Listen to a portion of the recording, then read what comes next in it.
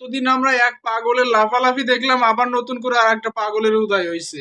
এই পাগল নাকি বলে যে বাংলাদেশে গম না দিলে বাংলাদেশের মানুষ না খেয়ে থাকবে, বাংলাদেশে চিনি উৎপাদন করতে পারে না, বাংলাদেশে এত পরিমাণ আখ চাষ হয়, তারপরে বাংলাদেশের মানুষ নাকি সব কিছু ওনাদের উপর নির্ভরশীল, আলু চাষ করতে পারে না, পেঁয়াজ চাষ করতে পারে না।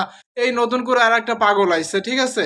এখন আমার কথা হচ্ছে যে তোমরা নিজেদের দিকে একটু তাকাও। তোমাদের এমন এমন রাজ্য আছে সেখানে মানুষ তিন বেলা কেন এক বেলাও খাইতে পায় না।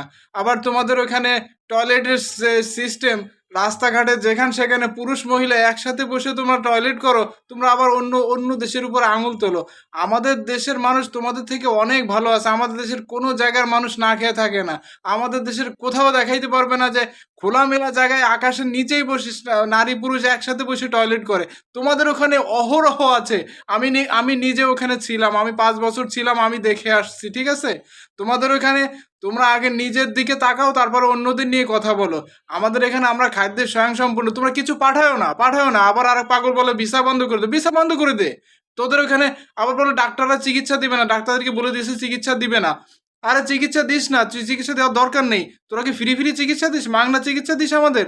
আমরা টাকা দিই, আমাদের কারণেই তোদের কলকাতা চলে, ঠিক আছে? আমাদের কারণে তোদের কলকাতা চলে। আমরা যদি না যাই তোদের কলকাতা একদম বন্ধ হয়ে যাবে, তোদের কলকাতার মানুষ না খেয়ে থাকবে, ঠিক আছে? বুঝতে পারছিস? তো বন্ধ করে দে সব, সব বন্ধ করে দে। আমরা চাই না তোদের ওখান থেকে কোনো কিছু নিতে। দূতাবাস, আমি তো এমনটাই চাই যে তোদের দেশে আমাদের কোনো দূতাবাস থাকবে না।